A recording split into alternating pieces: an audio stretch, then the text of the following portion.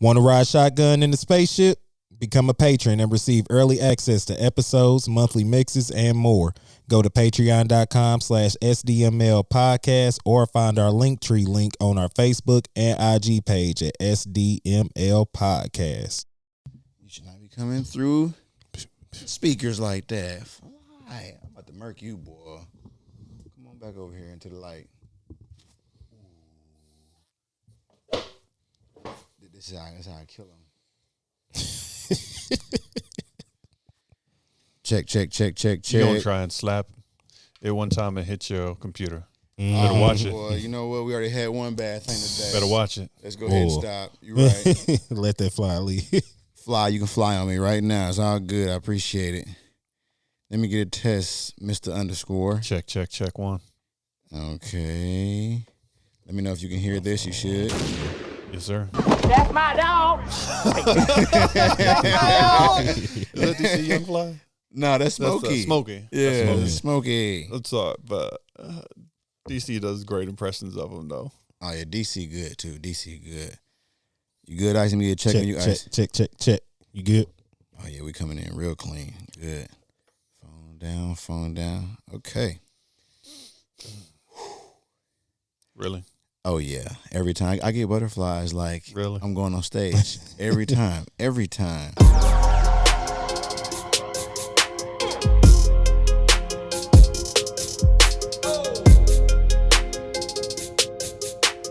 Test 1 2.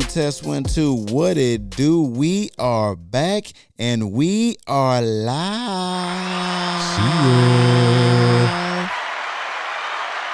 Man, it is DJ AI, and I am here with my brother, the man that'll bowl a 72 and think it's good. Iceman. And this is Spaceships Down Memory Lane. Please make sure you subscribe everywhere at SDML podcast. That is Spaceships Down Memory Lane. Yes, sir. Like, subscribe, and share. Yes, please share. All that. It's crazy because we're learning about how much the sharing means more than anything. So please. Sharing really is caring. Sharing really is caring, yeah. But we have a super duper special guest today. My brother, hold on. I've told y'all on multiple episodes, I would not be DJ AI without this person. I don't even know what to call you. Should I call you by your DJ name or your regular name today? Man, I don't know either.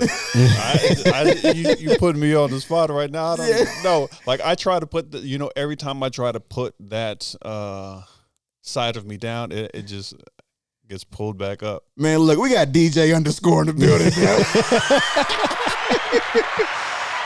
Y'all might call him different names, man, but he scored to me. Forever. Score, period. Yeah. Score it forever, man. This is literally my other brother from another mother. Seriously, man. We go back like throwbacks. Hey, really, on my way here, I thought about it.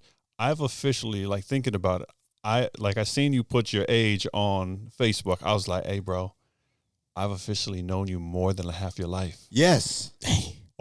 For half your life. I'm like, yes. Oh boy. I was literally a kid.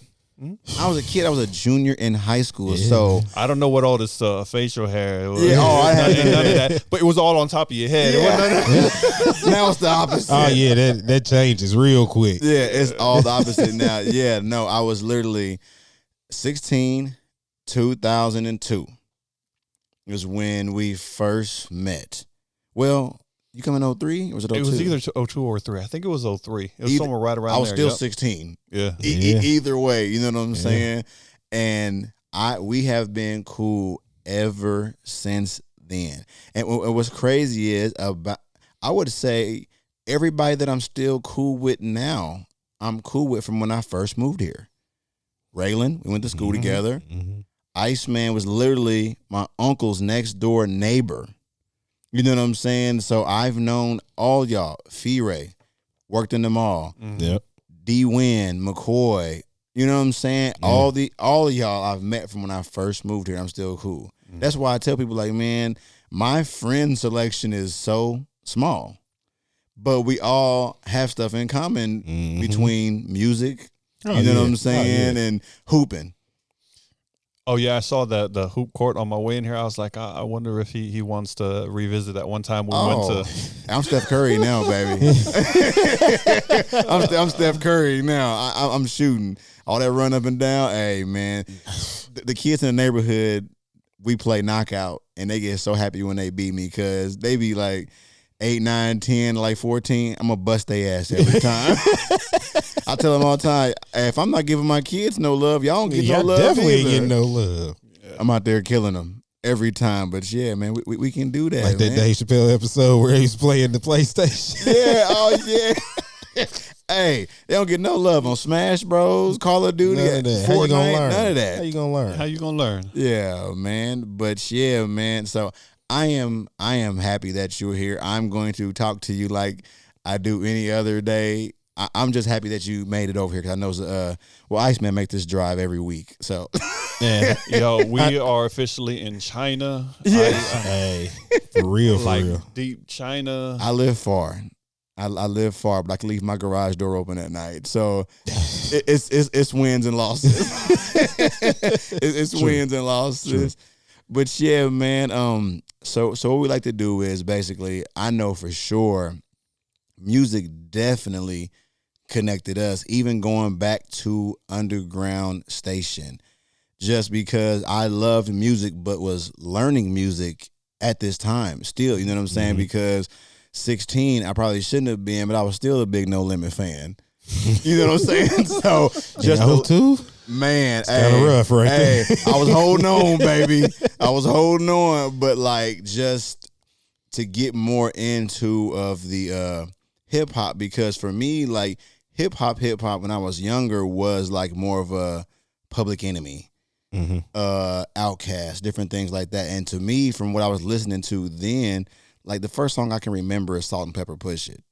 So to hear something like that and then to hear Outkast ATLiens is a big difference. You know what I'm saying? But to get a better understanding of A Tribe Called Quest, you know what I'm saying? Like, because we would only get like singles of stuff like that.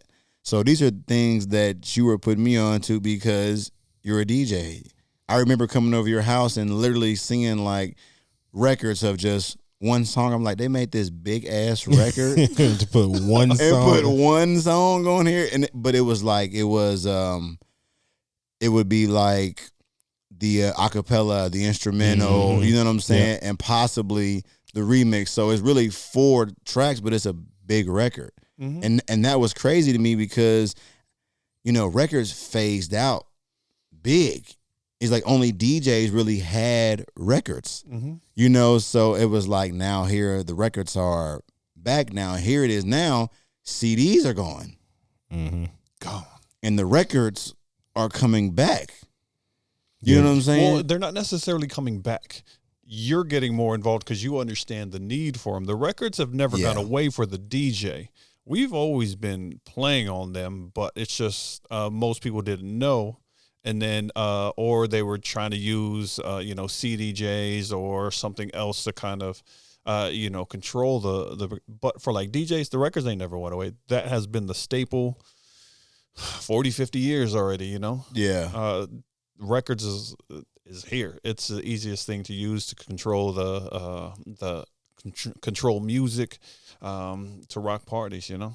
So we usually ask, what's the first album you ever got? But since you're there as a DJ, can you remember the first record you ever got? Man, man. It had to have been break records, man. Like, we're talking Super Seal. Like, you might not even know what that is. No. No. He said no. But I'm willing to learn right now. Okay, if you don't know and you want, you're killing it. I'm watching your videos on Facebook, and you know you're working on your cutting and scratching. If you don't have a Super Seal or Super Breaks, you're missing out. And see, now, are you mean like the ones that are like 1, 2, yeah. Yep. Okay, so I want to say DJ Qbert. I think he's made.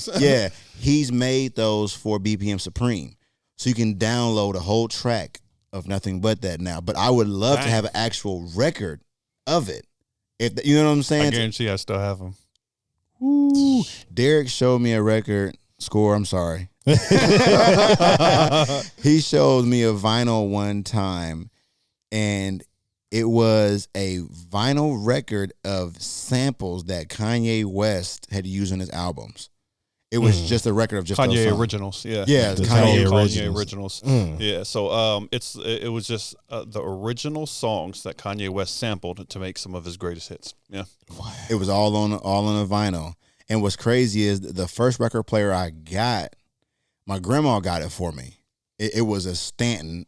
I got it from Guitar Center. And I mean, it was whack, but for us sampling songs, it was all we needed. Yeah, that was all we needed. You needed that sample. You needed to be able to record the record. Yeah. I mean, like, it crackled so bad. I'm just like, is it the needle on this bad boy that's doing that? Or is it the record that's in a bad condition? I didn't understand any of that, but people liked the crackling sound. Yeah, because it's what they're used to hearing, you know what I mean? So yeah.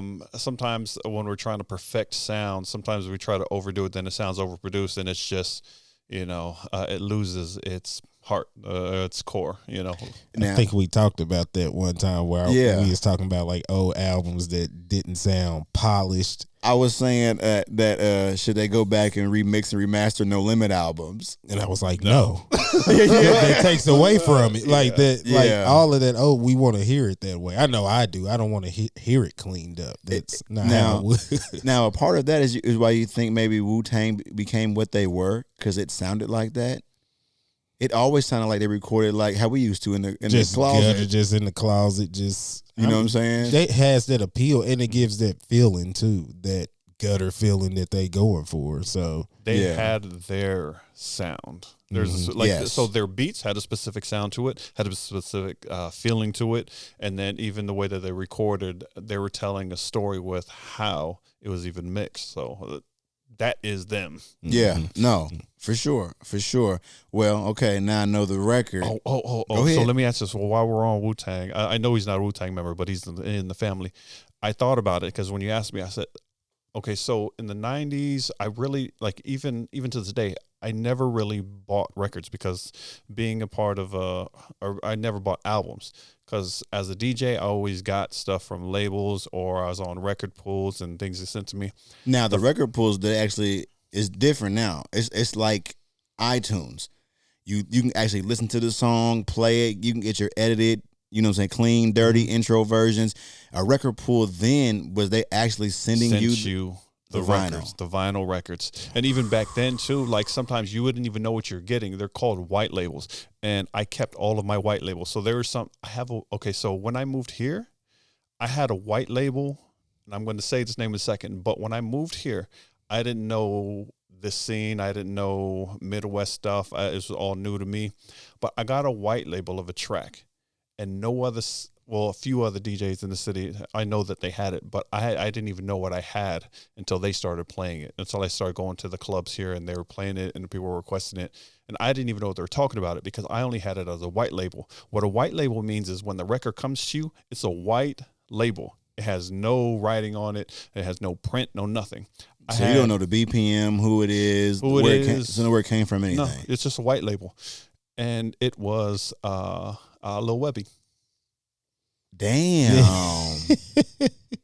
Oh my goodness. Okay. And I had no clue what I had until I heard other people. Was that the Give Me That? But that's crazy. So imagine getting records, you don't know what it is, and so like as a DJ you have to count the BPM. So now you have to like just know what this can mix with, and then you don't know who it is. So if the song is good to you, I'm learning that now. That means nothing sometimes.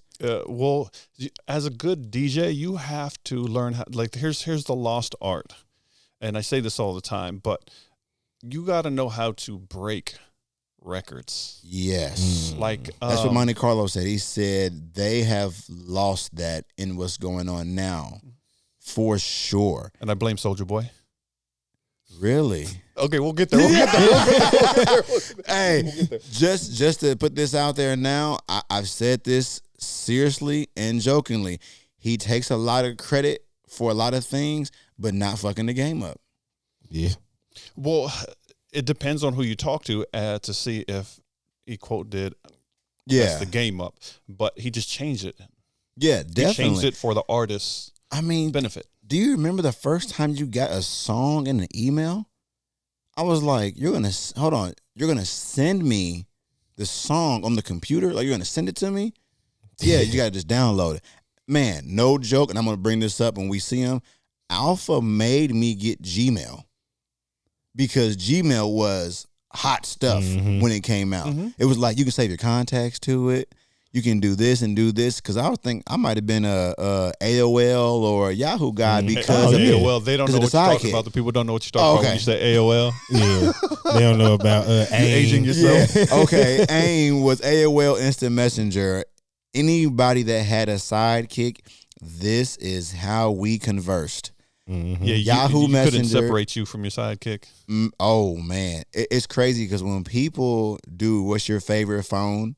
people always tag me on the post and say, we already know Carlos's phone. Sidekick. Oh, man. Like, I was just telling Eugene yesterday, I remember he had the D Wade one that had the basketball print on it. And then, man, when that LX came out with the blue lights, it was game over. That is, besides the iPhone, that is my favorite phone ever.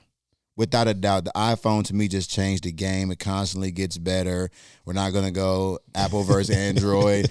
This is my baby. As you can see, everything is Apple up in here, you know. But yes, back to Big Soulja. Yes, that's just how he changed the industry. He did 1,000%. And what we did was we did the best 10 years of hip hop, and what we came up with was 96 to 06. And technically, when I first heard Soulja Boy was 06. But if you Wikipedia it, it says that the album came out in 07. But we heard that joint on MySpace way before that. I know I was hearing people might not know what MySpace is. Oh, yeah. Hey, man. Do your homework. I was hearing him summer of 06, I believe. Yeah. 06. So, yeah, that was definitely because I remember doing summer school that year, and that was the MySpace. I'm going into my senior year. Yeah, because the quality was horrible. Yeah, so it's the quality was it was horrible. One of them. It was one of the only reason I listened to it is because girls was listening to it in class. Oh, yeah. That's the only reason I listened to it. Booty Meat went crazy. And you know, I'm stuck on this being a lyricist type person. So I'm like, what are you talking about? Like, I spend hours to try to write lyrics and he just puts out trash, like garbage, bro. Like, that's he was using, like, now we've all been on Fruity Loops. No, he was using the sounds that come on there. Like, it might have been Fruity Loops 4. I think we talked about one day the first time you got mad when you seen somebody make some money off of something. I think that might have been the first time I was like, are you serious, bro? Yeah, like straight up. I was just like, because at this time, like, we didn't understand, like, even selling beats. We were just all getting together and making songs. You know, about the time that we met, I was transitioning out of even producing and everything else like that. This is why. And probably from 98 to even to 2001, 2002, if I produce a song, like, the minimum I'm taking is like $2,000 to $5,000 for this track, period. And then when we moved out here, and then the big thing is transitioning, and everyone's using Fruity. But see, back then I'm in the studio and I'm having a piano player come in. I've got to play the piano player. I'm playing if I'm using live drums, I'm paying a drummer to come in and lace these tracks. So I'm paying for this. So that's why if I'm producing a track, I'm not taking less than $2,000 to $5,000. This was like back in like 98, 99, even the early 2000s. But the reason why I transitioned out of it is because, like, the Fruity Loops, everyone's producing now, and they're like, oh, I could pay him $20 for the track. Well, I'm gonna pay you $2,000. I said, if you're gonna pay him $20 for a track, you're gonna get a $20 track. Yeah.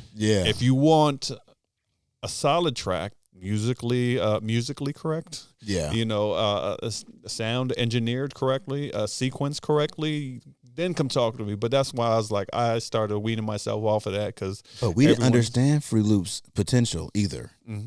You know what I'm saying? I wasn't even mad, but I was like, if that, like people were coming to be like, oh, I could pay $20 to this guy to get a track. I said, go do it. I'm okay with that. Yeah. That's perfectly fine with me. And then if they want to use Fruity Loops, that's fine. They were all Soulja Boy beats at first too. Yeah. They was all Soulja Boy. Yeah, like you beats. said, nobody knew the potential. Didn't nobody know about plugins and all of that. I didn't know what the piano roll was.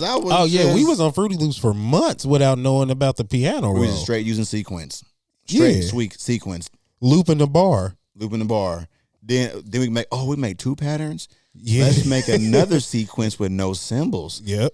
Say your hard bars right here. Yeah, like for real. So you got 20 sequences going on, not knowing that I can put a whole everything in one sequence and just let it. So the first beat I ever did was with my homeboy Cedric, which is Myron's cousin. We made a beat for the announcements.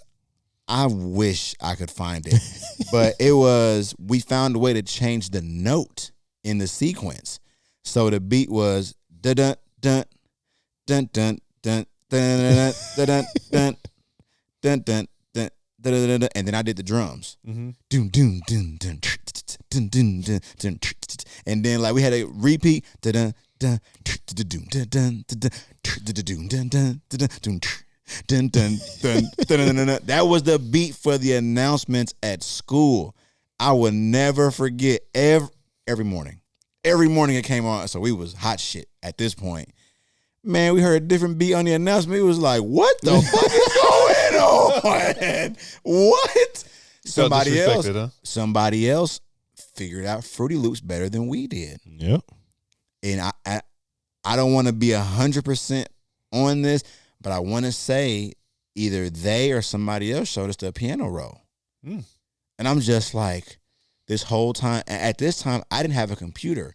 I had to go over Myron's house and stay until his mama kicked me out and then have to burn whatever I made on a CD. So now I got 3 beats on the CD. They're trash.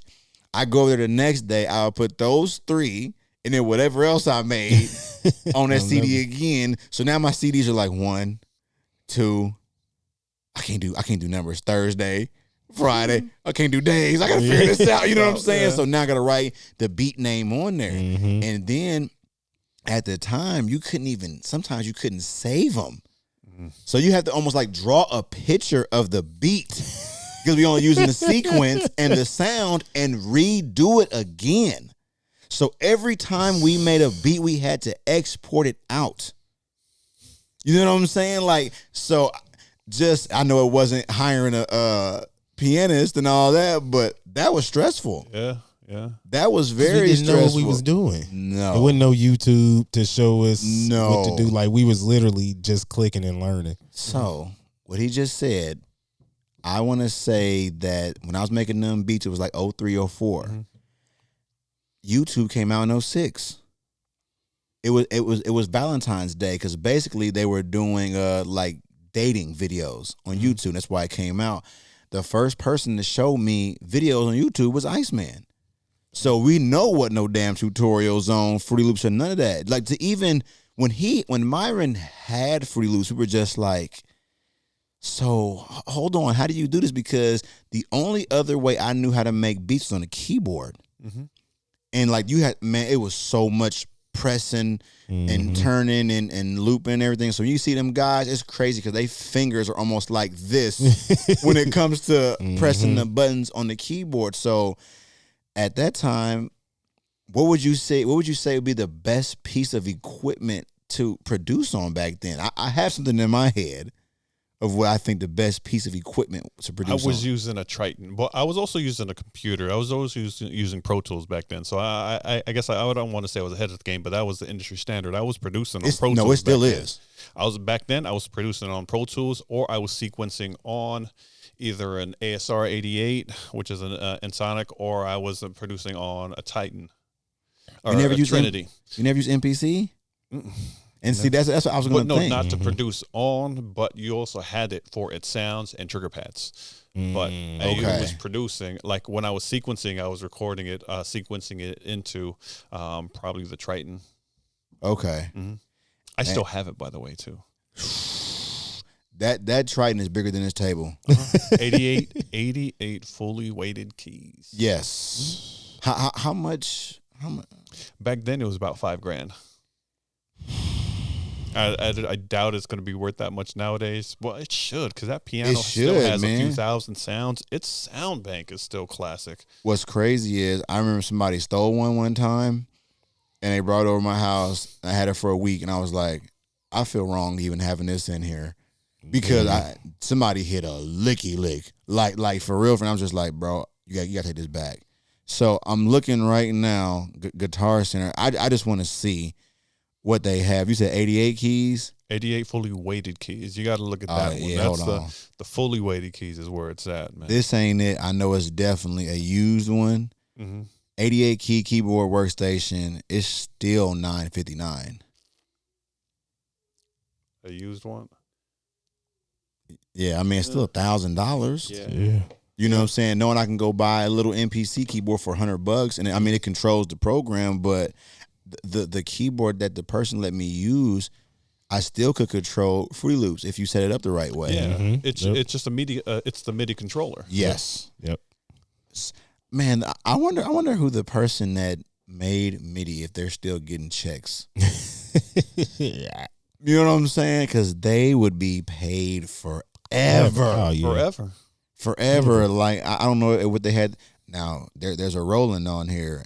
It's $1,500. Oh, man. I am so sorry about the kiddos, y'all. But no. So, yeah. Okay. There is I don't know what this is, Nord Stage, the 88 key keyboard. Mm-hmm. It's $4,700.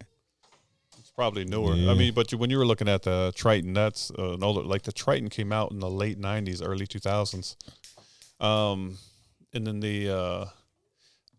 I don't even think they make the Ensoniq. Let me see. I'm gonna look it up right now. ASR 88. Let's see. That was another one of my favorite ones. Let's see. Ooh, Lord. It's cheap nowadays. It wasn't cheap back then. Of course not. Oh, here's one. Here's a ASR 88 in excellent condition on eBay for $16.99. That's what Easy Mo B was making beats on. And if you ever watch Manny Fresh, he shows how he made Back That Ass Up on his ASR. Because basically it's a weird looking machine. Like, for them to even make the beats they were making with that still amazes me. For everything that we have now. It's creativity. To the max. Like, the one thing that, let me say this without getting into trouble. The one thing that people of color have that they never get credit for is their creativity and ability to make something out of nothing. 1,000%. 1,000,000%. I say this all the time. I really believe the smartest people are in jail because not the murderers and stuff like that, but I'm saying like some of the people, they were literally making stuff. It's just like the way you were tricking the bank out of money. If you were to decide to be an accountant, you'd be the best. You know what I'm saying? Yeah. They were just doing the things the wrong way. Yeah. Well, no, let's not even say it the wrong way. They're making slams in there. I mean, they're like chefs. But I will say though, you know, not put myself out there, but having my little stint in there, like if I put you somewhere with limited resources, you would figure out a bunch of stuff that you never thought you would be able to do either.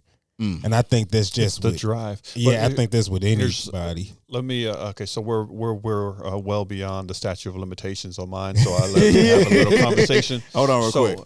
Go ahead. So let me say this. So I say this all the time that if I was born in a well-off a family, let me be specific. If I was born in a well-off white family, I'd be multi-millionaire. Let me say this. When I was 16, I was doing, $250,000 in a month. Like I'm 16 years old doing these types of numbers. And of course it's illegal. Okay. So I'll just talk about that. But that's all you're going to get from me because I'm not going to testify. Oh yeah, for sure. But here's the thing is if I was doing those types of numbers with things that were illegal, because that's all I really knew. Only way I'm like, I got to figure it out. I got to figure out how to make this money. So that's how I figured it out. But if I was in a well-off-to-do white family and I had other resources in other directions, I would have had it there as well, or even well off and well more than I had even then. So, oh yeah, and see, like, not saying we're a well-off white family over here, but like when people come over here and they see like them different music setups, the first thing they always ask me is, "Do your kids come down here?" I'll be like, "No, they don't care about this." If we had all the stuff that we have here now, back then, we'd be out of here. We'd be out of here because I already felt like Cutbox was so close anyway with everything that we had going on. So it's just crazy because, like we said, the kids, they don't even come down here. The only one that comes down here is Knox. He's 3, so everything's a toy to him. Yeah. Everything is a toy to him. And he be getting it on the controller though. Listen, I do be seeing the videos like he for real on beat and everything. and what's crazy is that's what I want to focus on with him is just catching the beat. If he can get that, just you know what I'm saying? If he can catch that, it's like, okay, now you can start counting the beat. Because then you can hear another song, and even if he's just hitting just cue points, I just feel like you have to start somewhere. You know what I'm saying? Because you notice what you just said though. So you're gonna have him counting beats before he can count, huh? Yeah. Hey, he can count to 4. That's about it. Hey, that's all we need. He count to 4, 8 or 9, and then if we count with him, he can do it. But it's just like, hey man, I tell you what, I made a lot more money DJing than going to school. You know what? And that's what I try to tell you. And no, I remember the conversation. I told you that in the beginning. I told you that you was probably not even 18 yet. And hold on, real quick. I literally tell everybody, Derek literally made me DJ. But I wish the first time he told me, I would have did it.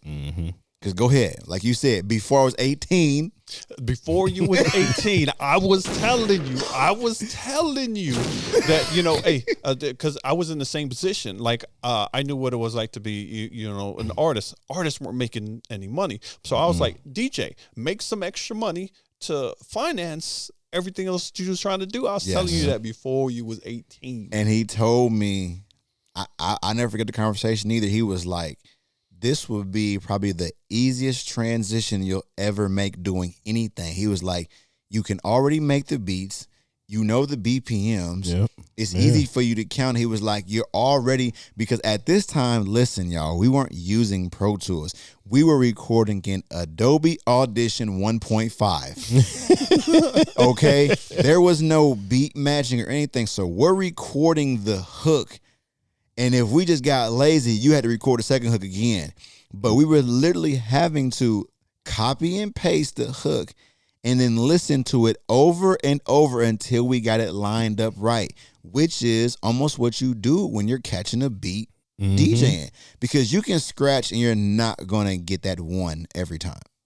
But you can catch it up, slow it down, whatever. So I'm already doing it. He was like, I'm telling you. Everything you're doing right now is DJing. You don't have turntables. He said that's the only thing that's missing. At this time, Serato wasn't a thing in 02, was it? 03? It was close. Like they had started the development on it, yeah. Yeah, but you know really what I'm saying? But it's nothing like it is now. No. I can DJ a whole set right now with no controller, no turntables, straight from the computer out of the audio. You know what I'm saying? So it's nothing like it is now, but it's just like, I was just like, nah. He's like, I'm telling you, man, nah. Then he was like, I'm about to retire from DJing. You got to do it. I was like, nah. I literally, I don't think I've told anybody no more than him when it came to me doing something. No. And then you know what's crazy? I'm gonna tell you what really got me to do it. Mm-hmm. We were getting shows, and it was almost having to look for a DJ. Mm-hmm. Or I think we gave the people like a flash drive, mm-hmm. and I think they played the songs out of order or something that we had planned.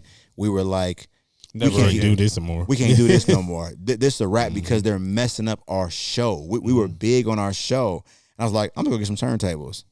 And at this time, this is when the controller, I went and got, I want to say it was a Newmark, and it had the platters on the bottom, but the pads are at the top. Mm-hmm. I did not like that. And it was only the USB. There was no RCA for the sound to come out at all. And I was just like, how am I supposed to get the sound out of here? And so I took it back to Guitar Center, and they were like, the guy was like, try this one. It was the SB1. Mm-hmm. And I took it home. I'm like, okay, I got the RCA jacks. So I was having the RCA come out into the Focusrite. Mm-hmm. So I was basically recording it in like it was vocals.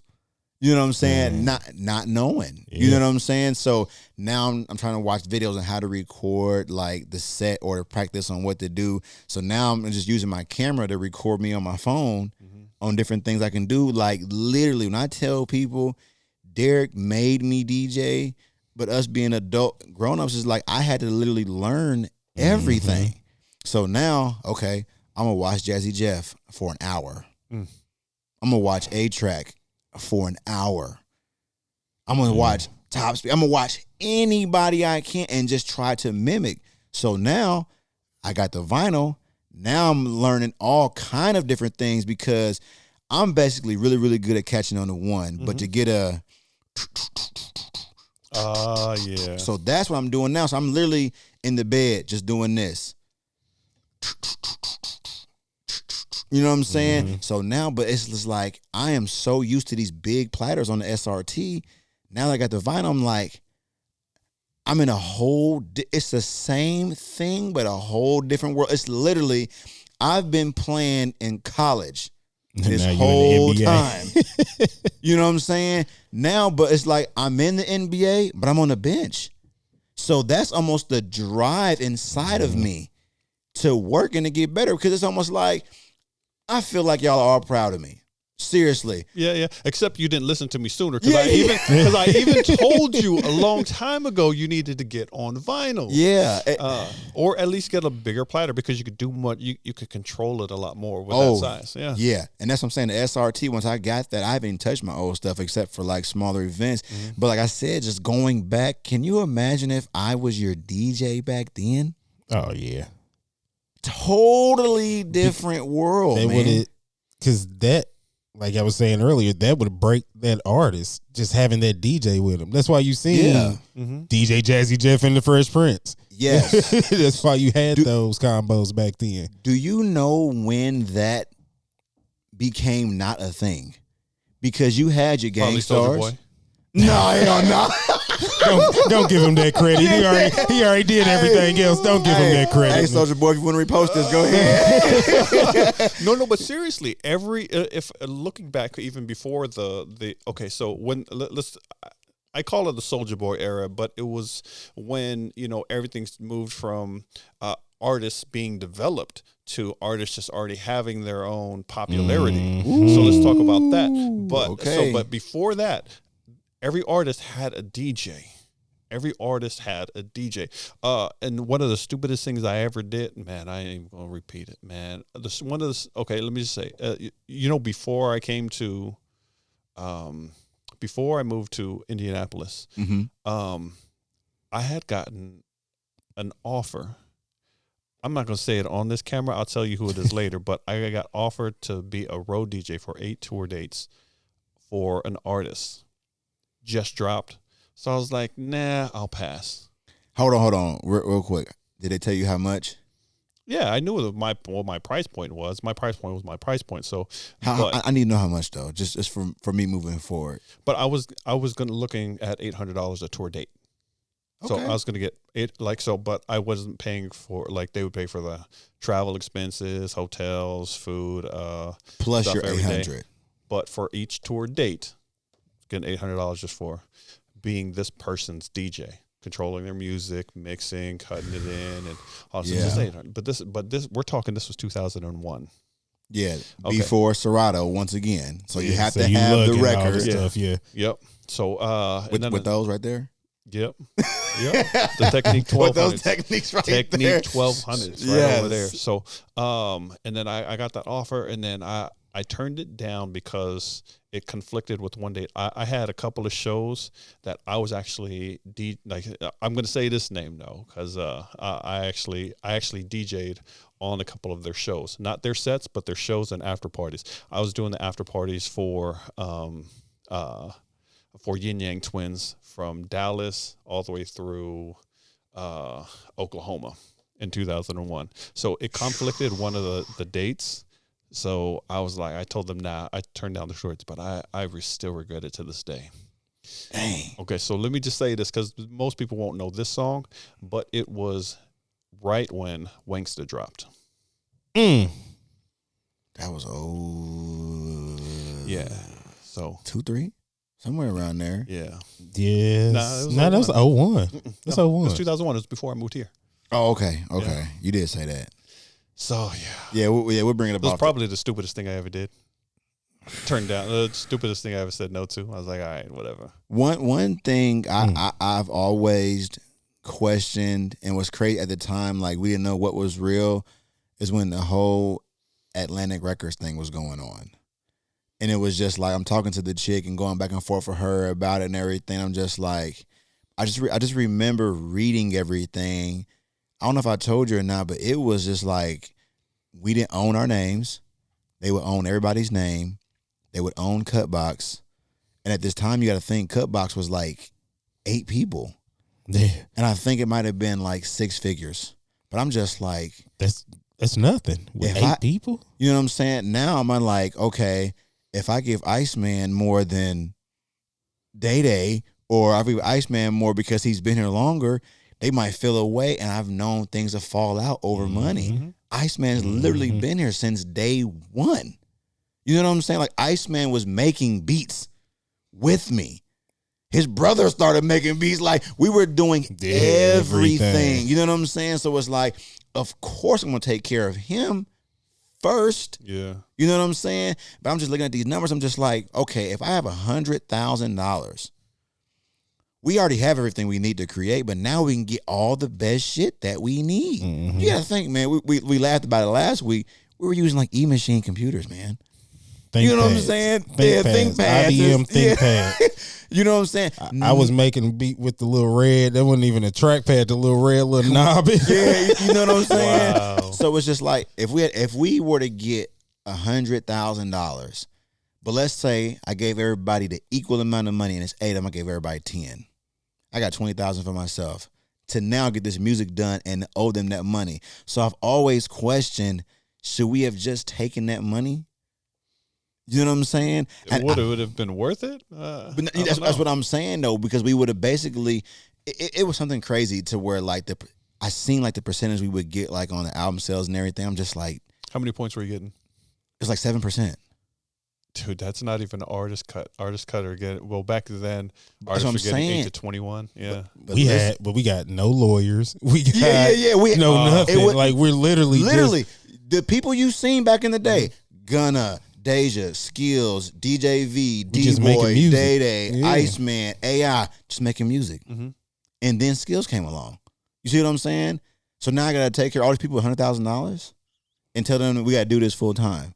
With $10,000. With $10,000 a piece. You know what I'm saying? And so it was just like, I've always like, I've heard people like, man, I took a bad deal when I first got in, but I'm in here now. Everybody's got bad deals, man.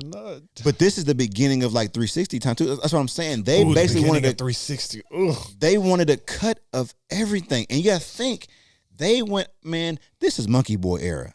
And not to toot my horn, but I feel like it was like a Cutbox, Monkey Boy. You had your GB the Fly Boys. You had your Riddles. You had all these people. You know what I'm saying? And so I'm thinking like, oh, we almost there if Atlantic Records is hitting us up. You know what I'm saying? But it was just. They wanted to own everything. But see, I don't want to say I regret it, but it was just like, what if? Well, here's the thing: is you wouldn't have any creative control. Let's talk about. No, let's talk. They wanted me about, to change. I'm so happy you said that. Mm-hmm. They wanted me to change how I was talking on Twitter. That is the first thing they said. That is the first thing, and that's why I was like, got to control your image. And that's why I was like, maybe this is real.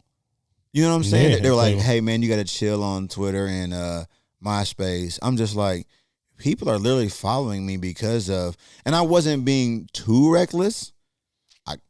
On a scale from 1 to 10, it might have been about a 6. But this is early social media. We don't know what that means. No, but they knew. They knew what it meant. They knew what people was following. Yeah. No joke, Iceman. Tell me if I'm lying. We were creating hashtags, and then we would just tweet for hours. Off the hashtag. So then people we didn't know would start using the hashtag because we're retweeting. Mm-hmm.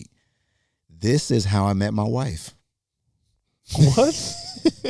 What? Because we had mutual friends. Okay. So we're going off of these hashtags and we're retweeting what people are tweeting. And then I see her, I'm like, oh. Oh, is that how it happened? I never heard the story. You heard the story? Yeah. I never heard the story. Yeah. I never heard and so I'm just like, story. yo, I like what I see. You know what I'm saying?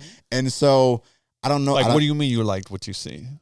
Her picture, her little picture. bitty, her little avatar, picture, you know what I'm saying? And so we ended up, I don't know who did it first, but we ended up becoming friends on Facebook. And you followed her first. Come on now. Oh, more than likely. More than likely. Yeah, you hit her first. You know what I'm saying? But then you slide in the DMs. Oh, this is before they was DMs. I'm sliding in the messages. Sliding in the inbox. The M's in the inbox. And so from there, hit her on AIM. What happened was what I'm gonna tell you one thing I've always loved about my wife. There's chicks that I've knocked off that literally know AI and nothing else. Mm-hmm. They've never known my name. Mm-hmm. And so when I hit her up, she was like, what's your name?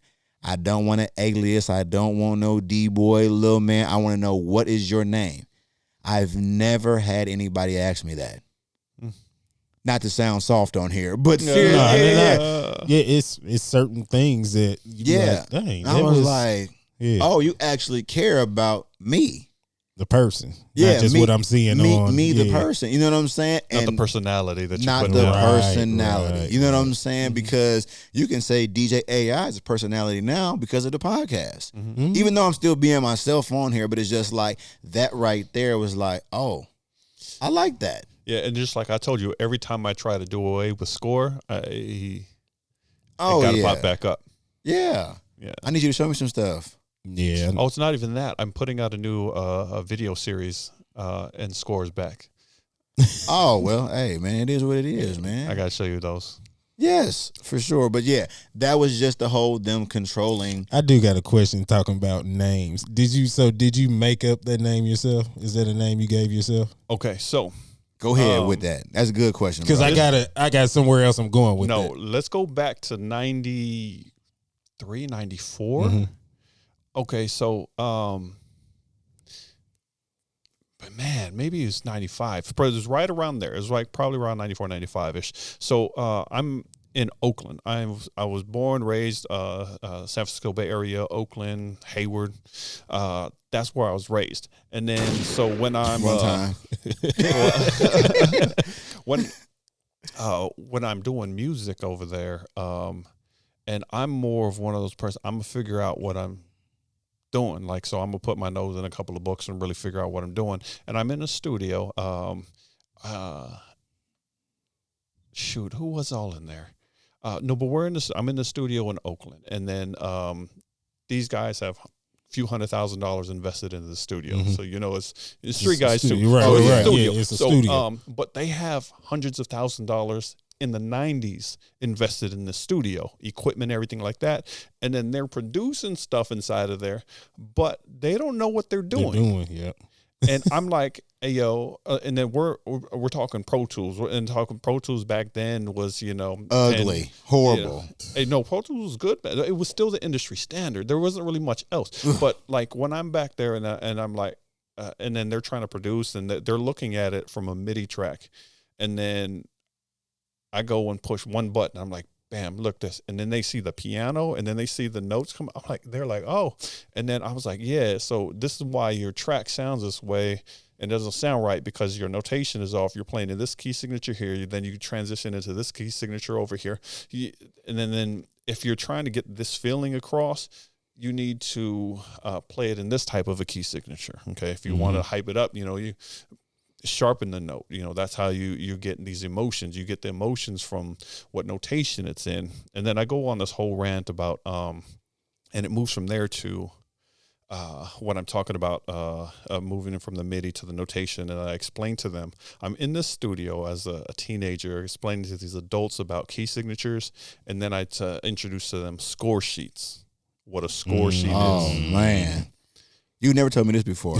That's where my name comes from. From there, they called me Score from there. Dang. Wow. That's where the name comes from. I never knew that before, man. That was actually that was actually real nice. See, look, that's a great. See, so where was you going from there? No, though? I was going with there because me, like other people, I gave myself my name. Like some people have cool ways to come up with name, but like me, I was like, well, I need a rap name. Like I just was thinking of rap names to do, but I wanted it to stand for. I just didn't want to come up with a random name. But I often think about like when I came up with the name, there's no way on earth I thought I would be in my 30s and people are still calling me this name. I thought it was something he's that Iceman forever. Yeah, forever. But it's people that like still now I'll be able, Iceman, woo woo, and my mother be like, do they not know that you're Antonio? And I'd be like, that's all they know me by though. Like that's all they know me by, like ever. Yeah. And I'm like I said, there's people know me by AI, and that's it. And I'm like, well, if I would have known that, maybe I would have came up with something else.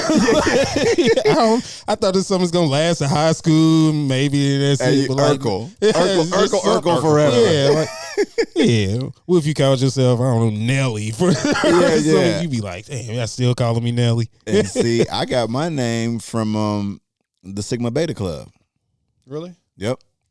They what's crazy is the reason I call LB is because of that. He's my line brother. Yeah. So they called him. He gonna be hot. I don't even remember his damn name, but I was artificial intelligence. That was my name. They're like, man, you just different. You're not from here. So I've always just ran with that because I'm just like, yeah, definitely. I've always felt that way anyway. And so I just been AI ever since then. So I've been AI since I was 16. Yeah. But the number one thing that I always get, what do you call yourself, score? Because you score a lot. I'm like, can you guys be a little more creative or something? Yeah. Well, yeah, I get that. I was like, oh, what you so cold? I be like, it has nothing to do with temperature at all. Like Iceman has nothing to do with temperature. I create excellent music above normal. That's where I went with it when I came up with it. Yeah. Yeah. And you know what? I don't even think I've made public even that where score comes from. I don't think I've even told a whole bunch of people. Hey, hold on real quick. Exclusive. That's my dog. Take that. That's my dog. Got the exclusive on here. Got the exclusive. Oh boy, hey, we got some more exclusives coming too. That one I told you about earlier. Yeah. If you can go with us, that'd be great. Oh, headed on out. Let me know when. Our goal is to figure it out soon. But yeah, we'll get back to that. So I know I asked you earlier about the concerts. Like it was the first one you went to. You know what? We never finished the conversation about what the first album I bought. I figured out what the first album I bought. Okay, go ahead. Oh, yeah, go ahead. Because we was talking, it was on our way there, right there. But thinking about it, the first album I bought, like I told you, because DJ, I got them all free. First album I paid for myself was Redman. Which one? I think there was one that dropped around 2001. Doxton A. Yeah. That had I'll Be That. Yeah, dude, I had to do it. Like Redman is so funny. I love him. Man, I bought that album too. What's crazy is now if you go on streaming services, only like half of the album plays. That makes me so mad. I don't know if it's like samples not cleared on there or something, but it's bad. I want to say it's like half of it, man. It at one point in time it wasn't even on here. It wasn't on here at all. I'm trying to see real quick. Doc's the name. They're it's all looking like on it's here all on here now. now. Yep. They're all on here now. Oh, I'm listening to this today. And I'll tell you what though, like my favorite thing This about came out him, in 98. my favorite thing about him though is his music videos. Name the Oh, one thing. yeah. Name one thing that you see in every Redman video. Big girls. Hey, and him just having fun with them. Big girls every time. Man. Real life. Yeah. What's crazy is he dropped the album a few years ago and it was nice. I mean, but he was saying how he had to change the lyrics on the song because he was using the line from the How High movie. It was like, stop means yes, yes, no means stop, or something like that he said. And he was like, the people in the studio was like, you might want to change. You can't say that right. Oh now. yeah, you can't say that. You can't say that right now. Yeah. I was just like, it's crazy because we have to be like that now. We were talking about how they attempted to take one of YG's songs off of streaming services because he was talking about robbing Asian people. And this is like when all the Asian hate crimes going on. It's just like, can you imagine like some of the songs they would take down now because all of of them? Because of Man, that's what we said. That's what we said. Exactly what we said. You have to take down everything. Check. Yeah. We back. Sorry. Hopefully we can just add it with the video or something. Damn. But we were talking about I forget what we were saying. How nothing would be on the streaming platforms today. Yes. We would have no NWA. Oh would no. Have no. Would have no Vaseline. Oh man, number one diss song ever. Bruh, hit them up, bro. Come on. No. Hit them up. No. I mean, after No Vaseline, it was over. But hit them up is still quoted today. 24 years later, 25 years later. Memes and everything will hit them up. This is why I say no. The reason I say no is because after Tupac, the song was whack. Now, I've always said that. Well, there was no point after Tupac. They should have cut the song off. But still, the song "Hit 'Em Up" period is still the greatest. Soon as I hear "Get out the way, yo, get out the way, yo." Big small. Hey, well, the good thing is he got the stream, so all you need 30 seconds for the stream. So yeah, but that's I never put me personally. I don't put "Hit 'Em Up" there. I know it. I just don't because it's just a verse. Literally, it's just a verse. That's all that's needed. I understand it's a good verse. And then now in retrospect, we found out Tupac was lying too. So but what rapper's not lying in these diss songs? Well, yeah, I mean you have to definitely stretch it a little bit. You got to stretch a little, but like they stretched a little bit. Even the most notorious beef, the Nas and Jay-Z back and forth. Yeah. Now I would put Ether over "Hit 'Em Up." No, but that was all publicized out. Please tell me you guys know. What you mean? Go ahead, say it because I don't know. You know that wasn't authentic, right? You know they planned all of that, right?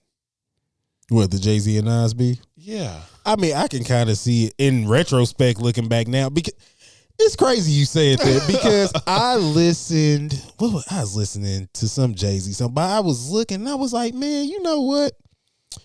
I don't care how long ago it was. If somebody was to say some of those things those guys said to each other, there's no way we would be on songs now. We're not going to be kicking it like that. Mm-hmm. We may, all right, we say our piece, but I'm not going to get on multiple tracks with you. Do songs, be shaking. Like, we're not going to do none of that. Yeah. Like, you was talking about leaving condoms on my baby seat. Yeah. That wasn't taking it too far. Like, for real? And I'm supposed to shake your hand and chill with you afterwards? I don't care if it's 20, 30 years later. We don't have to beef, but we don't have to hang out either. Yeah. Like, that. A lot of that, I still feel that way about the Meek and Drake stuff, too. This man got out of jail and played ping pong with Drake. Like, no. Yeah. No. No, I'm not doing a song with you. I'm not doing none of that. So I do my best to stay away from current events on here. But there's a song that came out, I think, yesterday. I can't think of the guy's name. It's like Brent Fayez or something like that. But he has a song featuring Drake and the Neptunes made the beat. And I'm just like, yeah, bro, stuff like that. So if Pharrell is with Pusha T, why would Drake be on anything he's touching? Yeah. I don't care who, but I'm not gonna get on your song, bro. Pharrell made that beat. Yeah, I mean, but even Pharrell said that they had all fell out one time because of Justin Timberlake. Mm-hmm. And Justin Timberlake couldn't get no Neptunes beats. You know what I'm saying? Because of I forget what it was, but basically that's why it was just all Timberland for a minute there, which is still, music was still good. You know what I'm saying? But it's just like, what's really going on? My thing is this: if this Drake album come out and Pusha T is on it, I'm gonna be pissed off because y'all two of my favorites and y'all just missed out on all this music, and I don't want to hear that it's been affected because they beefing. The only reason why I don't think that this is made up, the Pusha T and Drake, because of the whole kid. Well, you see, every time Drake posts his kid, they bring up Pusha T. Oh, okay. It's like they said Pusha T forced him to be a father. He might have. Hey, bro, every time Drake posts his son, is Pusha T goes viral every time Drake posts his son. Hey, man, hey. I can see somebody's career being ended not being a parent, though. And I've told people, like, seriously, if Diddy was a bad dad, I don't think he would be as highly respected as he was. So let me just have a quick question. Go ahead. So did Jay-Z's career end? He still don't claim that his first daughter. And see, I love Jay-Z because he's me and my personal is I put him at number one. Okay, like that's nice to know too. Mm-hmm. Yeah, even though knowing me, you would have thought I would have put Pac first. Period. But I do think Pac's influence still has a greater impact in the short time that he was alive. Yeah, his influence. Was greater, but over this longevity, discography, everything. I think I put Jay-Z at one right now. I have a question for you to speak of these people. I'm going to add somebody else in here because I said this on Facebook one day and people got upset. I said Rick Ross is what Biggie was going to be. No. I saw that post and I smacked my head. I did one of these and we got the camera. I did what? Why not? Why not? And this is what I asked on there. I said, so are y'all saying that Rick Ross is whack? No. Or are y'all saying that Biggie was just that good? No. They're not even in the same category. As far as what? Yeah. No, okay. He said literally, Rick Ross is what Biggie was going to be. Mm-hmm. Rick Ross is nowhere near the lyricist that Biggie was. I don't think anybody is. So to say that Rick Ross is what Biggie would have continued to make, like, now here's the thing is I'm thinking of like Hypnotize. Okay, so let me give you the dynamic. Go ahead. Okay, so who can I make it? No, I'll go ahead and stay with him. Puff Daddy makes music for the masses. Yes. He for everyone. Now he took the rawness of Biggie and made it mainstream. Okay. So that's what made Biggie be able to sell to the masses.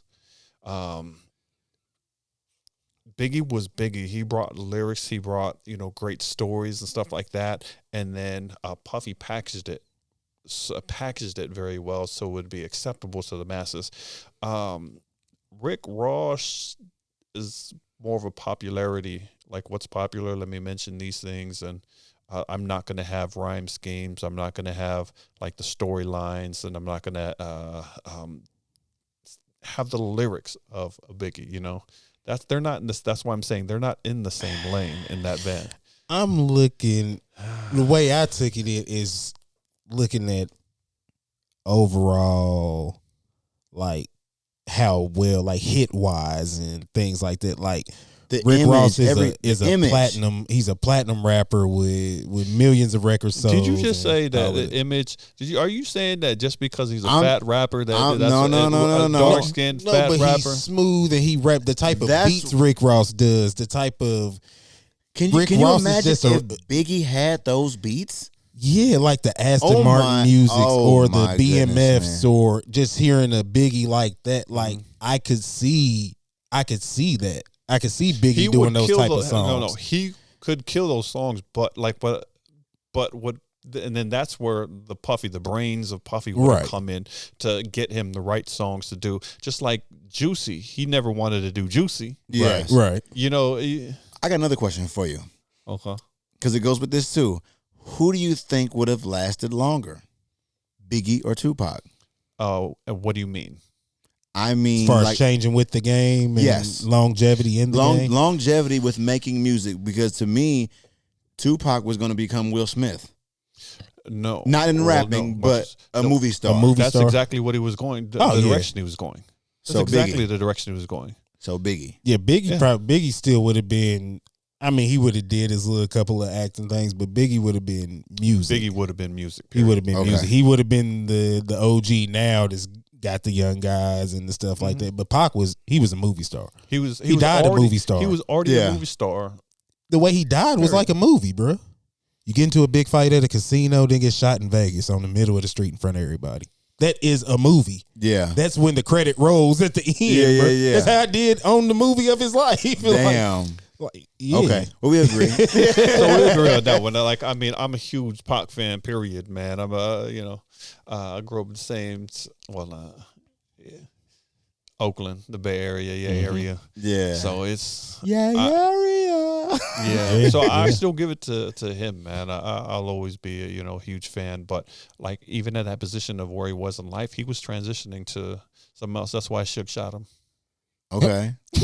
Yeah. You know what's crazy is, man, my cousin showed me something one time, man, and I've heard about it, and I think they put it in the movie one time when they had like the Death Row, like West Coast or East Coast or something like that. I was just like, the Death Row East, yeah, they swept that shit under the rug real quick, and I think after hearing about that and doing my research, I think that's what got him out of here. Two was the whole Tupac was bigger than everything. Tupac was bigger than everything. You want to know? Well, the again, my opinion, but I still honestly to this day think Suge had him killed. Period. Go listen to it.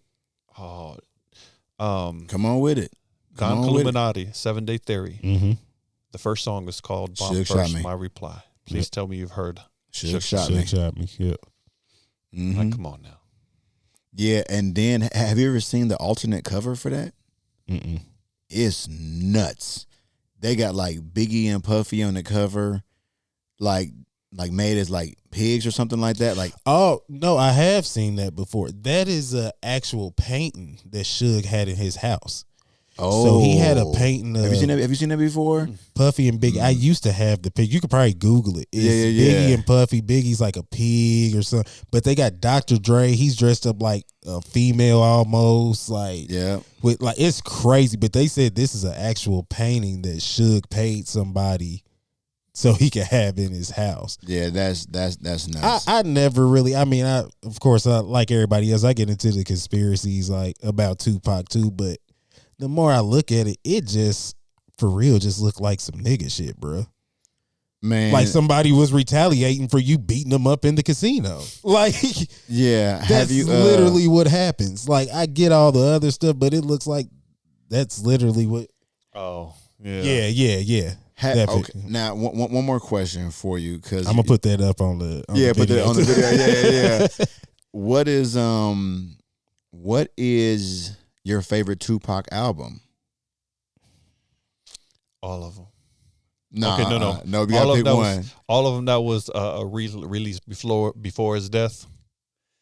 Man, okay. So when he died, like I don't know if it happened everywhere else, but on the West Coast, I mean, you had 10 CDs out the next day of like unreleased Pac stuff, like unreleased stuff, and then you had the same the same lyrics for certain songs on different beats, and like you had album after album. Like I think I literally had 10 albums after he died, like in the first 2 or 3 months. Oh, they had it was like Makaveli 1, Makaveli 2. Yeah. I remember Makaveli that. Red, Makaveli Yes. Blue. Yeah. Oh, I forgot all of about it. that. I remember that, man. I had 'em Because my all. Uncle Ike, hey man, that's all he listened to, and we're talking about tapes. And then and then even on that note, I'm just like, man, like he didn't put this out for a reason. I'm listening to it. I'm like, man, the songs were not done. Like I this know might why have he wouldn't been. have wanted to put this out. This was the original leak. I mean, this like for real. That was the original leak, because some of them songs that I heard on there, I have still not heard to this day. That was like the leak. I'm talking like, because the way he was recording, that's what we got. Mm-hmm. Like somebody just went into the studio and took it out. And I mean, like they're not even mixed down. Nah, they just pulled it. Somebody leaked all of that stuff. We had CDs on CDs on CDs, like left and right. Man, I kid you not with the number 10. But like literally, even F-Ray posted online, like, oh, what album can you listen to straight through? Like I could other people might not be able to, but the Don Illuminati, the 7 Day Theory, I could listen to that whole thing because every song has some type of, feeling to it for me, or gives me a reminder, nostalgia of something. But that one I listen to, All Eyes on Me, I listen to that whole thing just because I appreciate everything. I'm about to. You a hater? You about to be a hater? I see that face. I'm about to that make face you about to be a mad. hater. I'll make sure the computer don't mess up. I'm gonna make you mad. Go ahead. I did not. So we had an episode that's coming out soon. We did top 5 isn't enough, top 10 is too many, top 7 is perfect. Tupac didn't make that list. That's fine. Hold on. Top 25. We didn't make this an episode. Tupac still wasn't there. On what? But so here's it. No. It's perfectly fine with me that he didn't make it on your list. But one thing that I say is, what are the measurements that are you using to come up with this list? Okay, so the top 7 was basically you have 7 albums you listen to for the rest of your life. This is all you got. You got nothing else. And you know what? So, and then let me ask this. So let's start here. Rap. What is the age? Rap. No, wait. What is the age range of the individuals that you asked? No, it's just me and him. This is the show we did. Now let's watch this. And how old are you guys? 34. Yeah. Okay. Yeah. So you were born in what year then? 86. He was 86. I'm 89. So you're not even 10 years old. You're not even 10 years old when he's dead. Yes. You're not even 10. You haven't even hit the age. I was 9. He died 96, right? Yeah. It don't matter because Biggie's on my top 7. And Ice Cube. Ready to but Ice Cube Die never is probably stopped, my though. favorite album of all time. I'll give you that. So I mean, my whole thing. No. But no, what I'm saying is, Ready to Die aged very well. Great. But if you were in, just like someone, He was in Cali. I was in Cali. Yeah. I was in the middle of Yeah, it. you would. Yeah. And then this That's was a my different- time when yeah. this is even a time where I'm developing myself as not only as an artist, but like I'm progressing even as a DJ. So like I'm getting all this. So I have an emotional investment in it. See, now. and that's why it's a little different from you. But that's all I'm saying. I'm a guy in Indiana that's looking looking at both ways. And the thing I said about because we mentioned All Eyes on Me, I said he has too many songs you skip on there. I said if All Eyes on Me was a single album, it could be one of the greatest albums of all time. It needs to be condensed. Well, let me give you guys even the history about and around it. Name one person that could. How many tracks is on it? Almost 28, 30 20 something. So yeah. 26, 28. Yeah. So let's talk about this. Name one person today that can record 28 tracks in under a month and put it all out like he did. There's not many. I'm not going against that, but So he did that mug like Master P did. 'Cause they said Master P did that joint in a weekend. But we can tell Master P did it in the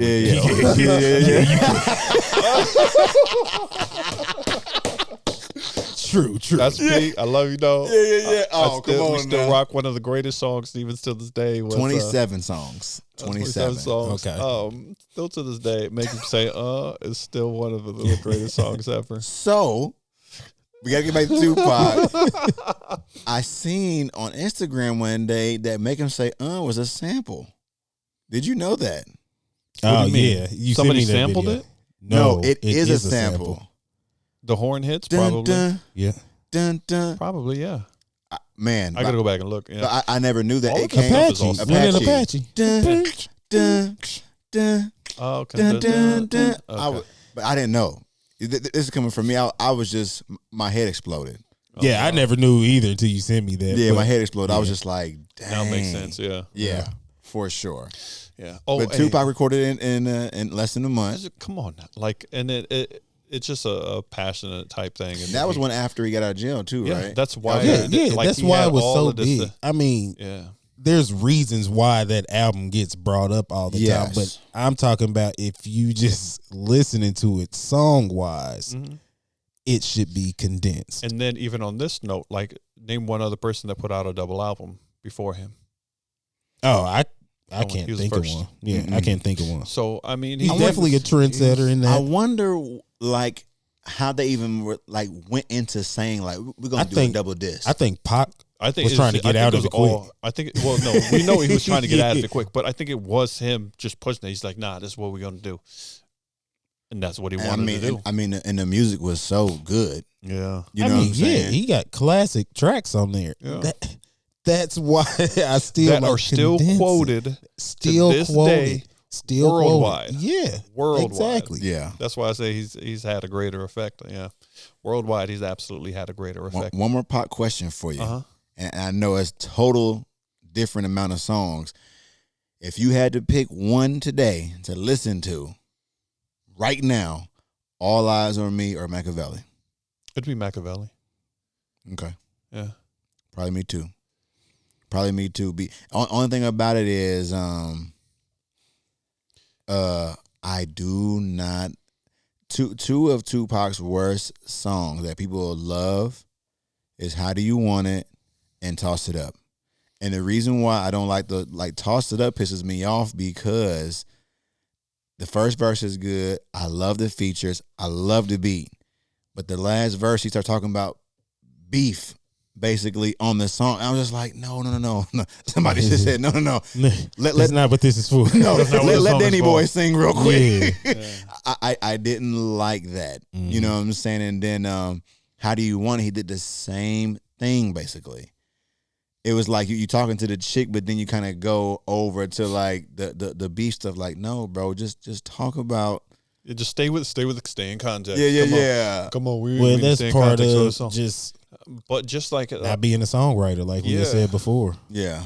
Yeah, I mean, even on that note, Jay-Z wasn't a songwriter. Like, if you listen to his first one, like the hook and how many bars he has, then he didn't figure it out at the beginning. Right. You know? Oh yeah. You know, a lot of people didn't. But I mean, that's why I think Puffy doesn't necessarily get enough credit for what he did for Big. Big would have been great on his own. I'm not taking this thing from him, but the way that Puff packaged him made him palatable to more people easier. With you saying that, I think the same thing should be recognized for Dr. Dre with Eminem. Is he not? I think Dre definitely gets more flowers than Puff for doing that. Really? I mean, every time you mention Eminem or 50 Cent, somebody's bringing up Dr. Dre. You can't mention either of those. You can't names without mention it. either. Even NWA, they're gonna mention Dr. Dre first over Ice Cube, and he wrote everybody's stuff. I'm not gonna argue that, but Dre is just at that level. But then I'm gonna knock him just a little bit. Then, but why couldn't he do that for Eve? And why did Eve have to leave him and go to Rough Riders? And Busta Rhymes. Yeah, my dog. True. I mean, Busta Rhymes to me, I think at that time when Busta Rhymes was going over there, this is one of my favorite artists ever. He made my top 7 as well. Yeah. I think Busta Rhymes was just larger than life. from the videos to the songs and everything. This was, what year was that, or what years was that around when all of that was? The Busta Rhymes yeah, and the Eve and everything. and all of that. When was we just that? did it. I think it was 03, Like 04. 04. I'm gonna double check that. It's probably before. No, it was definitely before 03, 04. I mean, if you want to be honest, Dre was probably just focusing all his attention into 50 Cent. Yeah. Eminem and 50 Cent. Yep. And y'all got to go. I mean, Busta has been in it since, what, 94, 95, 96. Nah, Busta was doing stuff in the 80s. Even stuff before then. But, and then Eve, she was in it 97, 98, around that time. I think he's looking like, no, these young cats right here that I got, Eminem and 50, this is what I need to put up first. Make all of the bread. Yeah. Breaking Neck was 01. So, you know what I'm saying? So I think that's his first Dre beat he got. Didn't Marshall Mathers LP come out in 01 or whatever Eminem? No, Eminem was like 98, 99. Somewhere around in the 90s. I think I was still. It might have been 99. Yeah, it might have been 99, 2000 on the first one. So that would be Slim Shady LP 01. The Slim Shady, yeah. Yeah, I was like, Eminem. Yeah, you're right. So yeah, that would be Slim Shady. So I mean, 99. 99. Yeah. Yep. So I mean, he's pushing M and getting ready for 50. Man, and Marshall Mathers LP came out the year after. So, and that was. Yeah, that's what I'm saying. So yeah, Marshall Mathers LP to me is one of the greatest albums ever. So, I mean, you got that, and then Eminem show 2 years later. So he literally was making an album tour, until he had that big break between 04 and 09. Yeah. So you got 99, 2000, 2002, 04, and 50 Cent definitely 50 Cent was 03. Yeah, and he was back to back too. He just had to put out more music because he was just, hey man, Top Speed just inbox me.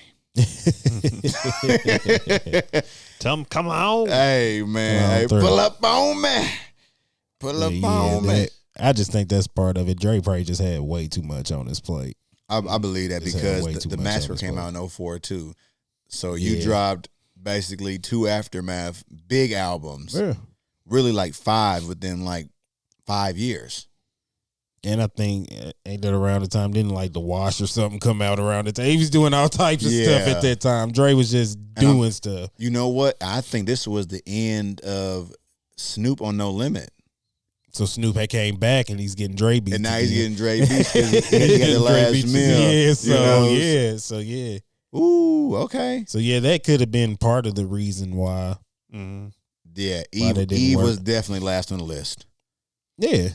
Eve, and I mean, I got to push Busta down too because I mean, you're established. Yeah, you got your own legs. You don't really need me. Yeah, we're just working and collabing together. You don't really need me. Let me see when this Eve came out. When Scorpion like Eve came out in 99. Yeah, Eve is 99. But she does have a beat. She got Blow Your Mind though. Yeah, she got Blow Your Mind, and she got that song I was telling you about with Styles. That's what it is. So I mean, you can get some beats. I just can't. Favorite Eve verse. What's your favorite Eve verse? I'm gonna say one, and most people do not know this one at all. I'll let you. Well, you first. Favorite Eve verse? Yeah. Ooh. But the one I'm gonna mention. Nobody knows about. Nobody even knows it was her. I ain't even listened to enough. I don't even know you, but I hate you.